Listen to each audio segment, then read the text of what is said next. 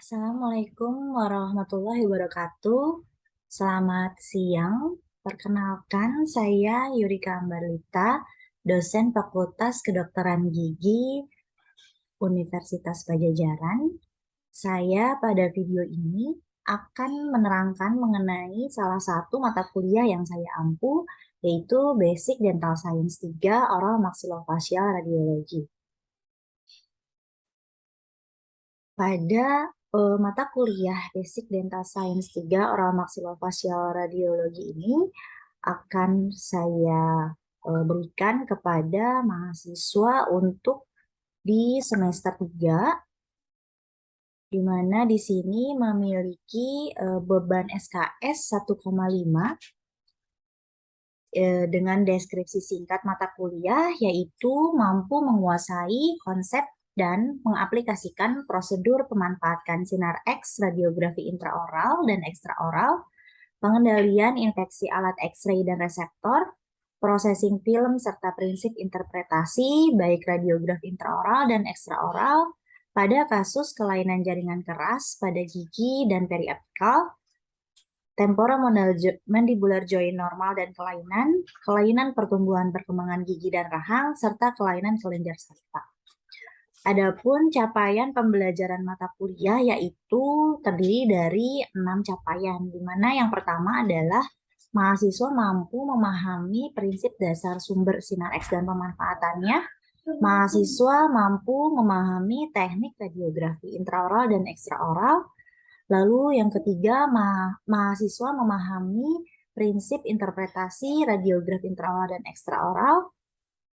Yang keempat, mahasiswa mampu memahami gambaran radiografi anatomi gigi, rahang atas dan rahang bawah. Yang kelima, mahasiswa mampu memahami gambaran radiograf kelainan pertumbuhan dan perkembangan gigi dan rahang. Dan yang terakhir, mahasiswa mampu memahami gambaran radiograf TMJ, normal, dan kelainan. Adapun bahan kajiannya terdiri dari 17 subbahan kajian yang dimulai dari pengendalian infeksi, baik itu radiograf, processing intraoral dan ekstraoral, ukuran dan jenis reseptor intraoral dan ekstraoral, teknik intraoral, baik bisectors maupun paralel, teknik Bite-Wing dan oklusal, processing film, radio anatomi intraoral, kegagalan dan analisis kualitas radiograf intraoral, teknik radiografi panoramik, radio anatomi panoramik, kualitas dan analisis kesalahan radiograf panoramik, teknik radiografi sefalometri, landmark sefalometri dan analisis kualitas serta kesalahannya. Lalu interpretasi gambaran radiograf pada infeksi jaringan keras, TMJ normal, kelainan pertumbuhan perkembangan gigi dan rahang, serta kelainan kelenjar saliva. Adapun rincian aktivitas pembelajaran pada Basic Science ini yaitu bentuk pembelajarannya ada dua, yaitu yang pertama sinkronus berupa mini lecture dan diskusi, dan aktivitas laboratorium, di mana untuk mini lecture dan diskusi ini dapat dilakukan hybrid, serta bisa juga dilakukan online, sedangkan untuk aktivitas laboratorium kita lakukan secara luring. Lalu untuk asinkronus akan dilakukan diskusi kasus prosedur klinis melalui LMS, dan juga mahasiswa akan diminta untuk menonton video simulasi dan melakukan kuis di dalam LMS. Untuk metode pembelajarannya itu ada dua. Yang pertama adalah small group discussion dan yang kedua ada role play simulation. Untuk platform pembelajarannya menggunakan LMS Live Unpad, yaitu LMS yang disediakan oleh Unpad untuk mahasiswa dan dosen. Lalu yang kedua menggunakan Zoom Meeting, yaitu untuk pembelajaran sinkronus. Dan untuk estimasi waktunya untuk mini lecture dilakukan 60 menit dan untuk praktikum selama 120 menit. Indikatornya yaitu melihat dari ketepatan dan kesesuaian melakukan prosedur klinis sesuai dengan indikasi, dan bentuk penilaian dalam bentuk tesnya yaitu menggunakan OSCE, yaitu dosen akan menilai bagaimana mahasiswa dapat melakukan prosedur klinis. Lalu MCQ yaitu tes pada mahasiswa menggunakan pertanyaan secara berdasarkan computer based test. Lalu untuk bentuk penilaian non-tesnya, dosen akan menilai mahasiswa menggunakan alat rubrik, yaitu rubrik keaktifan kuis dan rubrik kinerja, di mana rubrik ini berguna untuk menilai mengassessment mahasiswa pada saat mahasiswa mengikuti mini lecture, mengikuti pembelajaran selain kita melakukan penilaian pada saat tes. Dan beberapa rubrik ini telah diinput di dalam LMS sehingga dosen dapat menginput secara langsung di LMS. Lalu untuk platform pembelajaran dari Basics Dental Science 3 ini, kita menggunakan Regular Live Unpad, di mana di Regular Live Unpad ini kita bisa mendelivery beberapa konten-konten seperti konten pembelajaran berupa materi PowerPoint, kuis interaktif, lalu video teknik. Sehingga mahasiswa pada saat datang melakukan atau mensimulasikan kegiatan teknik radiografi itu sudah pernah melihat secara audio dan visual dan sudah bisa membayangkan bagaimana teknik yang betul. Di sini kita bisa mendelivernya melalui link-link YouTube atau menggunakan beberapa item-item yang memang sudah disediakan di dalam Live Unpad itu sendiri. Lalu di dalamnya juga kita bisa melakukan sebuah interaksi. Interaksinya adalah mahasiswa dapat mengupload assignment yang sudah disediakan berdasarkan tugas yang memang sudah ditugaskan oleh dosen. Lalu setelah itu dosen dapat memberikan feedback di sana dan mahasiswa kembali menguploadkan assignment yang sudah direvisi. Di sini juga kita bisa langsung menggunakan quiz atau metode untuk ujiannya itu dapat kita nilai untuk yang non-tes, yaitu yang rubrik bisa dimasukkan dalam sini, dan untuk yang tes, yaitu yang CBT pun dapat kita masukkan nilainya melalui LMS tersebut. Di samping itu, selain menggunakan platform pembelajaran LMS, juga kita memberikan beberapa tahapan-tahapan yang memang tidak bisa dibayangkan oleh mahasiswa, yaitu secara langsung menggunakan alat dan bahan secara luring di ruang praktikum. Untuk jadwal perkuliahan akan dimulai dengan kuliah pembuka. Untuk di jadwal ganjil itu dimulai di bulan akhir Agustus, lalu untuk topik-topiknya itu akan dilakukan secara luring dan daring untuk persiapannya, dan ada sebanyak 14 topik, lalu diakhiri 2 pertemuan terakhir yaitu dengan ujian. Untuk sasaran kompetensinya yang diharapkan adalah mahasiswa mampu menyusun interpretasi radiografi, menentukan radiodiagnosis itu untuk segi kognitifannya. Tapi kalau misalnya untuk segi afektifnya, mahasiswa dapat menentukan indikasi radiografi pada tiap kasus oral maksilofasial, dan untuk segi psikomotoriknya mahasiswa dapat melakukan teknik radiografi untuk intraoral maupun ekstraoral. Untuk mata kuliah BDS 3 ini memiliki mata kuliah prasyarat, yaitu BDS 2 oral maxillofacial radiologi. Untuk pustaka yang digunakan pada mata kuliah ini terdapat 2, yaitu White and Parwah dan Waites and Rage pada tahun 2013. Sekian penjelasan mata kuliah BDS 3 oral maxillofacial radiologi. Terima kasih. Assalamualaikum warahmatullahi wabarakatuh. Selamat datang di Praktikum Basic Dental Science 3, Radiologi Kedokteran Gigi. Untuk hari ini kita akan melanjutkan mengenai condensing osteitis, yaitu salah satu dari lesi periapikal. Kita akan mulai. Yang pertama-tama saya buka dengan apa itu lesi periapikal, di mana kita nanti akan mempelajari lesi periapikal ini yang terdiri dari 2 jenis, yaitu lesi radiolusen, lalu ada lesi radio opak. Nah, lesi radiolusen dan lesi radio opak ini bisa terbentuk dari 2 etiologi, Yang pertama, etiologi yang dikarenakan adanya inflamasi, lalu etiologi yang bukan berasal dari non-inflamasi. Nah, untuk yang dari inflamasi ini sendiri, nanti akan ada dua ya, kita bagi. Yang tadi saya sebutkan yaitu lesi yang tampaknya radiolusen dan lesi yang tampaknya radio-opak. Untuk lesi radiolusen itu biasanya kita bisa temukan di beberapa diagnosa, yaitu abses periapikal, granuloma periapikal, dan kista periapikal. Bahasan kali ini terbatas untuk lesi-lesi yang berada di area periapikal. Tentunya radiografinya pun itu terbatas di radiograf periapikal atau di panoramik. Lalu yang kedua, untuk lesi periapikal yang dikarenakan inflamasi dan tampaknya itu radio-opak itu ada dua, yaitu hipersmentosis dan condensing osteitis. Nah, untuk hipersmentosis dan condensing ini dia tampaknya ada yang terlihat di area periapikal dan ada yang sebenarnya dia itu bagian dari akar gigi. Nah, untuk hipersmentosis ini kita lihat sendiri dia itu merupakan bagian dari akar gigi sendiri, namun terjadi pembesaran. Sedangkan untuk yang condensing osteitis tampak ada radio opak di area periapikal yang bukan bagian dari gigi.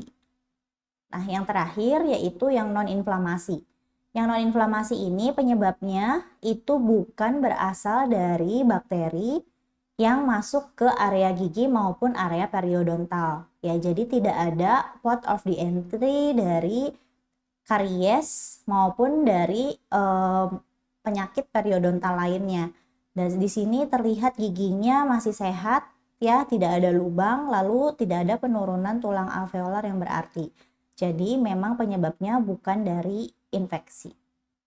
Selanjutnya kita masuk ke condensing osteitis itu sendiri. Nah, condensing osteitis ini merupakan penyakit di daerah tulang yang mengalami sklerosis di bawah gigi yang menunjukkan tanda adanya pembengkakan. Jadi awalnya itu ada inflamasi dulu ya. Setelah ada inflamasi terjadi beberapa proses, lalu terbentuklah yang namanya condensing osteitis. Karakteristiknya apa? Yaitu karakteristiknya yang pertama, dia itu sebenarnya adalah tulang yang normal, lalu dia menggantikan jaringan ikat, digantikan menjadi jaringan ikat fibrosa. Dia memproduksi tulang yang lebih banyak daripada kerusakan tulang yang seharusnya. Ya, terus pasiennya ini jarang mengeluhkan rasa sakit, lalu dia ditemukan pada pemeriksaan radiografi rutin. Jadi biasanya tanpa gejala. Lalu untuk prevalensinya itu dia terjadinya seringkali di mandibula, yaitu pada molar pertama rahang bawah diikuti oleh molar kedua rahang bawah. Nah, hal ini diperkirakan karena untuk gigi-gigi tersebut prevalensi kariesnya yang lebih tinggi. Dan juga untuk mandibula itu karena karakteristik dari tulang mandibula yang padat. Nah, selanjutnya ke predisposisi. Predisposisi ini paling banyak berkembang di sekitar gigi dengan karies yang dalam perawatan atau tanpa perawatan, dengan tumpatan yang dalam atau pulpa yang tidak terawat. Jadi semuanya itu berkaitan dengan karies. Untuk etiologinya, dia ini disebabkan oleh iritasi kronis pulpa pada saluran akar, perawatan endodontik yang tidak baik, atau masih adanya inflamasi pada pulpa. Untuk patofisiologinya, intinya yang pertama, pada area gigi tersebut itu sedang terjadi inflamasi, lalu setelah itu terbentuklah periodontitis apikalis, lalu terjadi yang namanya reaksi pemulihan. Nah, reaksi pemulihan ini seperti apa? Jadi biasanya itu akan ada bone remodeling. Nah, jika misalnya reaksinya itu normal, maka pemulihannya itu akan membuat jaringan sekitarnya itu menjadi jaringan yang normal. Tapi jika ada gangguan bone remodeling, maka terjadi perubahan dari tulang yang normal itu menjadi jaringan fibros. Nah, di dalamnya itu terdapat infiltrat dari sel inflamasi, sehingga nantinya bone marrow-nya itu mengandung sel-sel limfosit. Lalu untuk jaringan tulangnya itu sendiri terdiri dari berbagai osteoblas, di mana nantinya di dalam jaringan tulang atau di dalam trabekula terdapat peningkatan aktivitas osteoblas yang nantinya akan terjadi pemadatan trabekula sehingga menyempitnya area bone marrow, dan kalau secara radiografi tampaknya seperti ini. Jadi di sini adalah yang kita lihat sebagai pemadatan trabekula. Tampaknya adalah pemadatan dari tulang sehingga gambarannya itu radio opasitasnya dibandingkan dengan tulang yang normal, dia akan terlihat lebih radio opak atau lebih padat. Cara untuk menginterpretasi dari condensing osteitis ini sama dengan tahap-tahap kita interpretasi untuk lesi yang berada di area periapikal lainnya. Yang pertama, itu kita harus lihat dulu area mahkotanya. Apakah di sana terdapat radio opasitas? Nah, untuk kasus yang di sini terdapat lesi radiolucen pada area oklusal. Jadi yang pertama, sebutkan dulu lesinya itu di mana. Ya, radio opasitasnya apa? Yaitu radiolucen. Terus posisi lesinya di mana? Yaitu di oklusal. Nah, selanjutnya sebutkan juga kedalaman dari lesi tersebut. Nah, lesinya ini dia enamelnya sudah pasti terkena, dentinnya sudah terkena, dan dia sudah mencapai ke kamar pulpa. Lalu untuk akarnya di sini dia jumlahnya ada berapa? Kalau kita lihat di sini ada 2 jumlah akarnya. Lalu akarnya bentuknya seperti apa? Divergen atau konvergen? Yang ketiga, kita bahas mengenai membran periodontal. Membran periodontal yang warnanya radiolucen ini yang ada di sekitar akar gigi. Nah, kita lihat ada perbedaan dari ruangan membran periodontal ini. Untuk yang di area cervical itu tampak normal, namun ketika turun ke bawah 2/3 apikal, di sini terlihat adanya pelebaran dan juga ada yang menghilang 2/3 apikalnya dari permukaan akar mesial. Nah, untuk lamina dura ini sudah pasti menghilang karena dia sudah melebur dengan tulang-tulang trabekula yang memadat. Bifurkasi juga di sini terlihat gambaran yang lebih radiolucen ya. Jadi dia ini ada batas difus di sini pada vulkasi. Jadi ada keterlibatan vulkasi di sini. Lalu untuk puncak tulang alveolar ini dia tampaknya masih dalam batas normal. Dan yang terakhir yaitu di periapikal terdapat gambaran radio opak ya. Jadi kita sebutkan radio opasitasnya. Lalu batasnya seperti apa? Kita tidak bisa susuri dan tidak bisa mengetahui bentuknya lesinya seperti apa, berarti dia memiliki batas yang diffuse atau ill-defined. Namun untuk kontennya sendiri, dia itu tidak ada radio opasitas lain selain radio opak, berarti kita sebut ini homogen kontennya. Ya. Terus yang terakhir kita simpulkan. Simpulannya itu kita sebut sebagai kesan. Jadi kesan ini akan menuliskan apa saja yang terdapat kelainan. Jadi kalau kita lihat dari hasil interpretasi, berarti yang ada kelainannya adalah yang pertama yaitu mahkota, yang kedua itu membran periodontal, lamina dura, furkasi, dan periapikal. Kita tuliskan di sini, tidak usah mengulang semua kelainan karena kita sudah tulis di atas. Jadi hanya sebutkan saja yang mana terdapat kelainan. Untuk diagnosanya atau kita sebut sebagai radiodiagnosisnya yaitu condensing osteitis.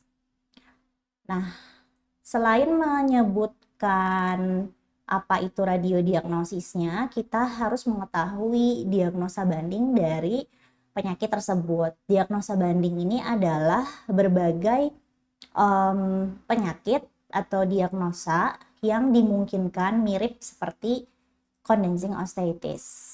Ya.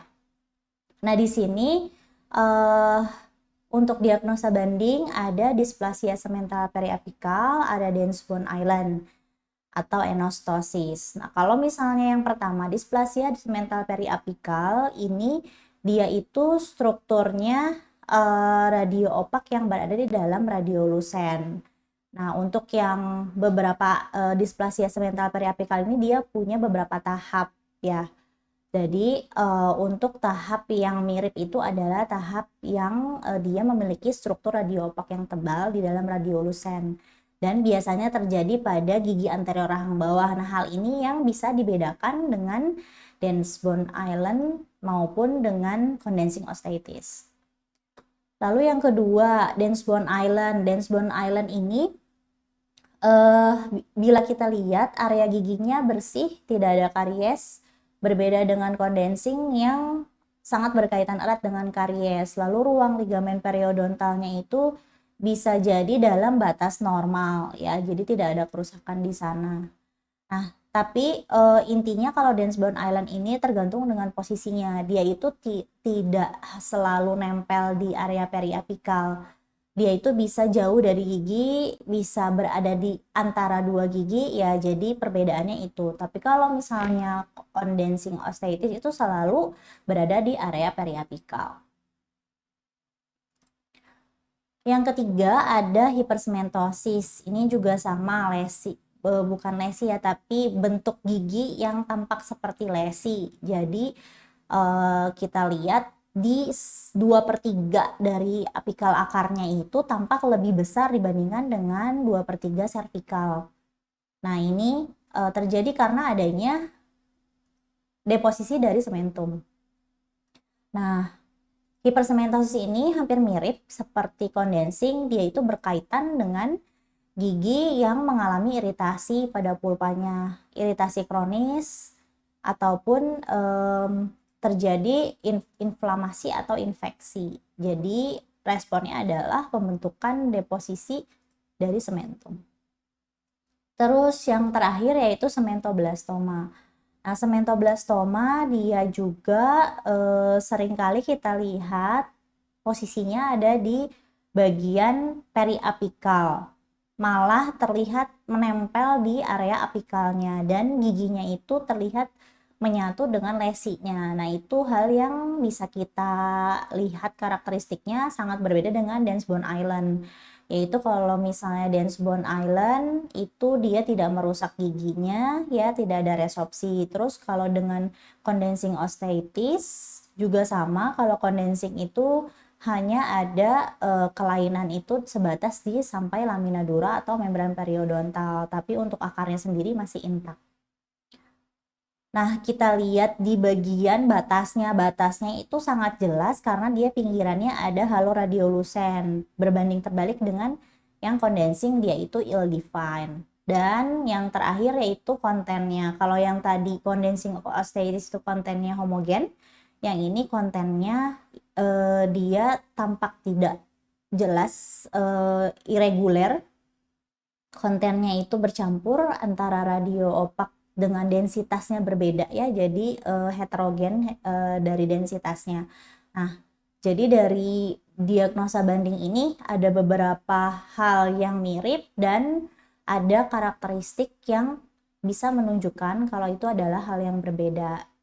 Nah, jika disimpulkan maka condensing osteitis ini dia tidak terpengaruh oleh lesi tersebut, jadi akar giginya masih utuh, lalu ill define batasnya dengan homogen kontennya ya. Itu hal yang bisa kita bedakan dengan diagnosa banding ini ya. Jadi nanti setelah ini kalian langsung mengerjakan, ada assignment ya. Assignmentnya itu adalah melakukan interpretasi dari foto-foto yang telah di-ACC-kan di minggu kemarin, lalu kalian lakukan interpretasi seperti di slide yang ini ya. Jadi dari mulai mahkota, akar, membran periodontal, lamina dura, furkasi, puncak tulang alveolar, periapikal, dan kesana. Semuanya itu cara interpretasinya seperti yang saya terangkan berikutnya.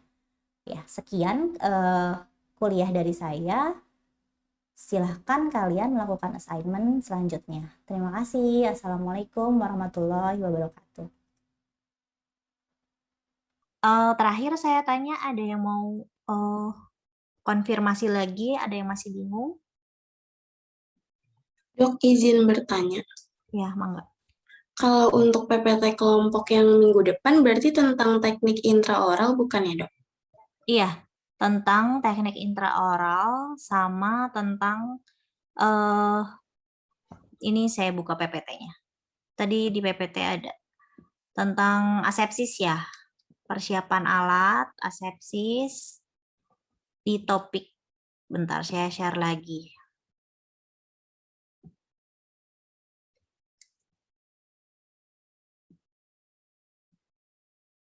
Nanti PPT-nya saya upload juga. Nih ya, ini tuh kalau nggak salah ada di Excel. Di Excel yang saya upload di announcement itu kalau nggak salah ada. Di sheet keduanya. Sheet pertamanya, ini sheet keduanya. Kalau nggak salah ada ya. Kalau nggak ada ya nanti dari PPT ini. Ini ya, jadi udah tanggalnya. Mudah-mudahan tidak ada, kalau tidak ada libur atau tidak ada kegiatan yang lainnya, ini sesuai dengan tanggal. Sekarang kan masih ya, masih sesuai dengan tanggal untuk ACC fotonya. Ini jadi tanggal 15 September apa yang harus disiapkan? Yaitu ini, videonya itu adalah pengendalian infeksi dari teknik radiograf, teknik intraoral. Nah, kalau untuk processing itu memang sama saya belum dimasukkan ya, karena alat bahannya belum ada. Tapi kalau untuk teorinya itu tetap boleh dicari. Ya, kalau untuk teorinya itu boleh tetap dicari. Jadi kalian lihat dari sini untuk materinya apa saja. Oke. Sudah nangkep Pak Iha? Sudah, Dok. Terima kasih, Dok. Terus ada lagi?